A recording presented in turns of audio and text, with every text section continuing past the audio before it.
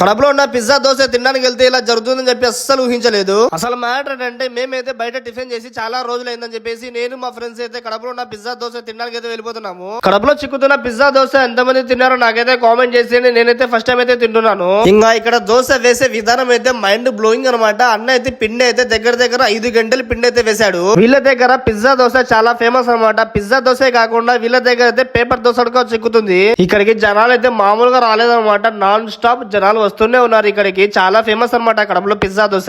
ఇక్కడ చిక్కే పిజ్జా దోశ కోసం అయితే బయట నుంచి చాలా మంది వచ్చి తింటారంట. కానీ నాకు ఈ టిఫిన్ సెంటర్ అయితే అస్సలు నచ్చలేదు. ఎందుకంటే లోపల మొత్తం పొగ అనమాట. కళ్ళలోంచి నీళ్ళు అయితే కారిపోతూనే ఉన్నాయి. చాలా మైనస్ పాయింట్ అయితే. ఇంకా మా చేతికి అయితే దోశ అయితే వచ్చిందనమాట. పొగలు పోతున్న దోశ తీసుకొని తింటుంటే మా ఫ్రెండ్ అయితే చాలా బాగుందని చెప్పేశాడు. ఈ దోశ పైన వచ్చేసి బొంబాయి చట్నీ, కారం పొడి, పప్పుల పొడి వేసాడు అనమాట. పొగలు పోతున్న దోశ తీసుకొని తింటుంటే మా అమ్మ సేమ్ పిజ్జా తిన్నట్టుంది అనుకో ఫీల్ అయితే. ఈ దోశకి పిజ్జా దోశ అనే పేరు ఎవరు పెట్టారు, ఎందుకు పెట్టారు మీకు తెలిస్తే నాకైతే కామెంట్ చేసేయండి. నాకైతే అస్సలు తెలియదు ఎందుకు పెట్టారు. ప్లేస్ ఎక్కడ ఉందంటే మన కడపలో ఉన్న ఎస్ఆర్ థియేటర్ దగ్గర అయితే ఉందన్నమాట. అందరూ తప్పనిసరిగా విజిట్ అయితే చేసేయండి. మన పేజ్ ని ఫాలో కండి. Okay by, love you all.